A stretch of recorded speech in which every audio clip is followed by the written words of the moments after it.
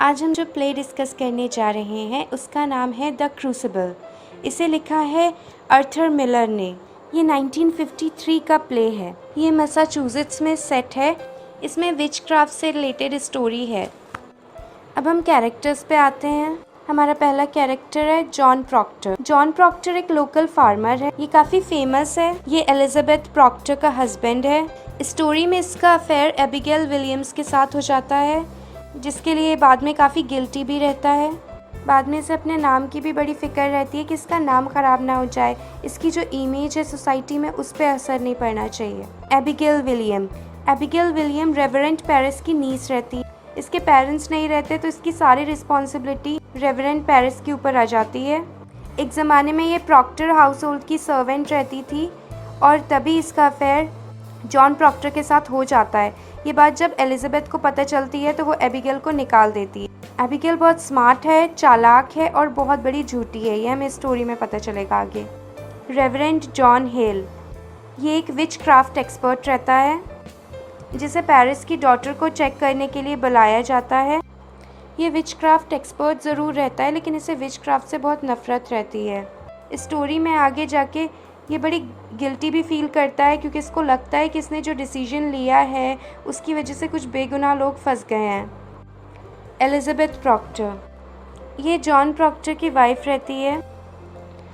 जब इसे एबिगेल और इसके हस्बैंड के अफेयर के बारे में पता चलता है तो ये एबिगेल को फायर कर देती है। इसे अपने हस्बैंड की काफ़ी फ़िक्र रहती है। हमें आगे जाके स्टोरी में पता चलेगा कि अपने हस्बैंड की रेपुटेशन को बचाने के लिए झूठ भी बोलती है। रेवरेंड पेरिस, ये चर्च का मिनिस्टर रहता है। ये पावर हंग्री रहता है। इसे अपने पावर की बड़ी फ़िक्र रहती है कि इसको जो पावर मिली है वो किसी भी तरीके से इसके पास से जानी नहीं चाहिए। बहुत सारे टाउन के लोग इसे पसंद नहीं करते हैं, जिनमें एक जॉन प्रॉक्टर भी रहता है जो उसे पसंद नहीं करता। रेवरेंड पेरिस को अपनी रेपुटेशन की बहुत ज़्यादा फिक्र रहती है कि उसके पास जो पोजीशन है उस पर कोई असर नहीं होना चाहिए। हमेशा उसकी जो पोजीशन है वो बनी रहनी चाहिए। रेबेका नर्स, ये फ्रांसिस नर्स की वाइफ रहती है। ये बहुत सेंसिबल रहती है लेकिन ये आगे जाके स्टोरी में फंस जाती है जब पुटनम्स इसे विचक्राफ्ट के लिए एक्यूज़ कर देते हैं और ये कन्फेस करने से इनकार कर देती है। फ्रांसिस नर्स, ये बहुत अमीर आदमी रहता है।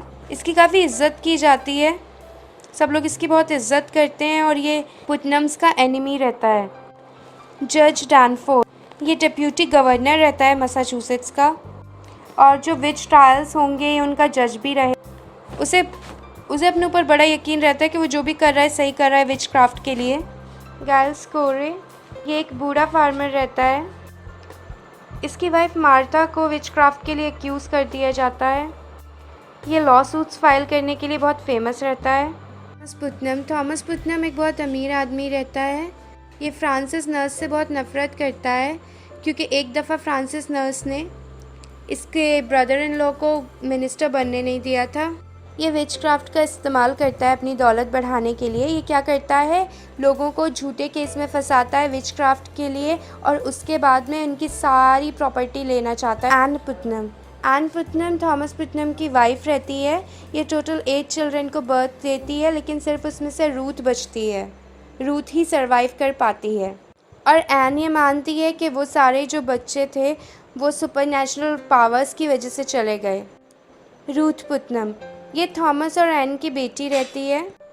ये विचक्राफ्ट में इन्वॉल्व रहती है। टिटूबा रेवरेंड पेरिस की स्लेव रहती है। ये बारबाडोस की रहती है और ये एबिगेल के कहने पे वुडू करने के लिए तैयार हो जाती है। वही विचक्राफ्ट एंड ऑल।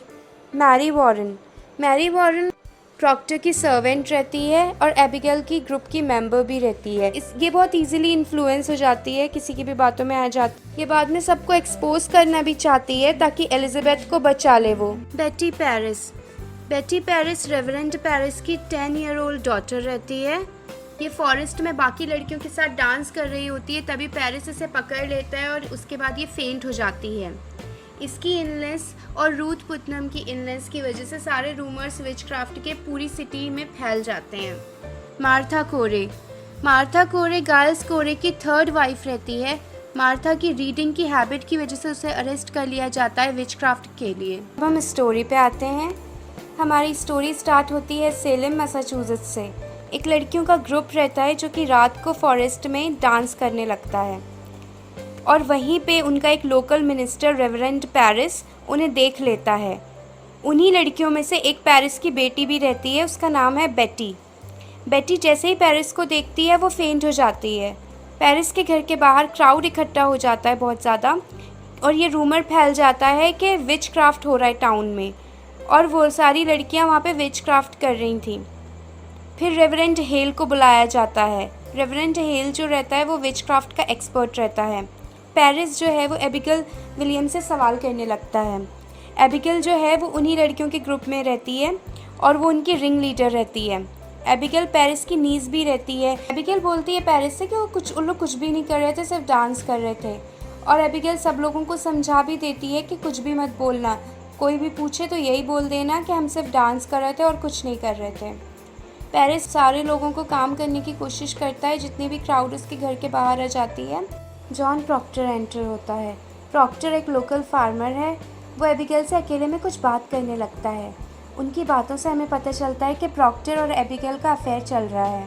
कुछ टाइम पहले एबिगेल प्रॉक्टर के ही घर में जॉब कर रही थी, लेकिन जैसे ही प्रॉक्टर की वाइफ एलिजाबेथ को ये पता चलता है तो वो एबिगेल को जॉब से फायर कर देती है। एबिगेल अभी भी प्रॉक्टर को चाहती है और वो किसी भी तरीके से उसे पाना चाहती है, लेकिन प्रॉक्टर उससे कहता है कि वो ये बेवकूफ़ियाँ जो लड़कियों के साथ कर रही है ये सब करना वो बंद कर दे। अब बेटी जो कि फेंट हो गई थी, अब बेटी अचानक से उठती है और चिल्लाने लगती है। सारे लोग उसके रूम के बाहर आ जाते हैं और आपस में ये आर्ग्यू करने लगते हैं कि शायद इस पे जादू हो गया है। फिर प्रॉक्टर, पेरिस, कोरे और पुटनम के बीच में एक आर्ग्यूमेंट हो जाता है लैंड, मनी और डीड्स को लेके। अब रेवरेंड हेल एंटर होता है और वो बेटी के पास जाता है उसको एग्ज़ामिन करने के लिए। हेल एबिगेल से बात करता है, उससे कुछ क्वेश्चंस पूछता है। उसको एबिगेल की बातों से कुछ शक हो जाता है, तो वो डिसाइड करता है कि वो टिटूबा से भी बात करेगा। टिटूबा जो कि पेरिस की स्लेव रहती है और उनमें इन्वॉल्व भी रहती है उन्हीं के लड़कियों के ग्रुप में। जब पेरिस और हेल उसे इंटेरोगेट करते हैं तो टिटूबा कन्फेस कर लेती है कि वो डेविल से बात करती है। वो साथ ही टाउन के बहुत सारे लोगों को एक्यूज़ करती है कि और भी लोग ये कर रहे हैं। एबिगेल भी उन्हें ज्वाइन करती है और एबिगेल भी कन्फेस करती है और भी दूसरे लोगों को एक्यूज़ करती है, जिनमें एलिजाबेथ भी इन्वॉल्व रहती है। दरअसल एबिगेल अपना रिवेंज लेना चाहती है एलिजाबेथ से, इसीलिए वो उसे झूठा इल्ज़ाम लगा के एक्यूज़ करना चाहती है ताकि किसी भी तरीके से एलिजाबेथ पे इल्ज़ाम आ जाए विचक्राफ्ट का और फिर उसे प्रॉक्टर मिल जाए। फिर बेटी भी उन्हें ज्वाइन करती है, वो भी बहुत सारे लोगों का नाम लेने लगती है। प्रॉक्टर और एलिजाबेथ टाउन से दूर अपने फार्म हाउस पे थे। तभी उन लोग आपस में डिस्कस कर रहे थे ट्रायल और ये कि टाउन में बहुत सारे लोगों पे विचेस होने का इल्ज़ाम लगा दिया गया है। एलिजाबेथ प्रॉक्टर से कहती है कि उसे एबिगेल का असली चेहरा सबके सामने ले आना चाहिए और सबको बता देना चाहिए कि वो कितनी बड़ी फ्रॉड है। प्रॉक्टर इनकार कर देता है करने से। एलिजाबेथ को बहुत जेलसी होती है, उसको लगता है कि प्रॉक्टर के दिल में अभी भी फीलिंग्स है एबिगेल के लिए। तभी उनकी सर्वेंट एंटर होती है मैरी वॉरेन और ये टाउन से आती है, सेलेम से आती है, तो ये खबर लेके आती है कि एलिजाबेथ पे भी इल्ज़ाम लगा दिया गया है विचक्राफ्ट का। मैरी के अपने रूम में जाने के बाद वहाँ पे रेवरेंड हेल एंटर होता है। तभी वहाँ पे कोरे, फ्रांसिस नर्स दोनों आ जाते हैं ये न्यूज़ के साथ कि उनकी वाइफ्स को अरेस्ट कर लिया गया है विचक्राफ्ट के इल्ज़ाम में। सडनली कोर्ट के ऑफिसर्स आ जाते हैं और वो एलिजाबेथ को भी अरेस्ट कर लेते हैं।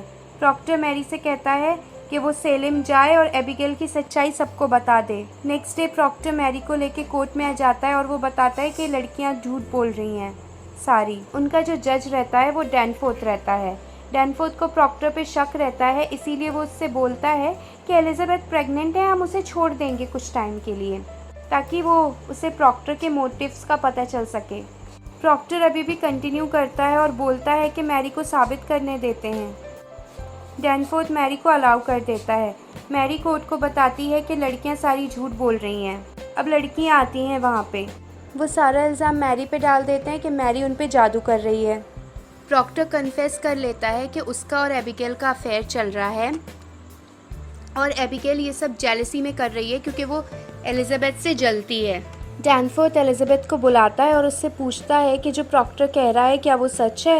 एलिज़ाबेथ प्रॉक्टर को बचाने के लिए और उसकी रेपुटेशन बचाने के लिए कह देती है कि ये झूठ है।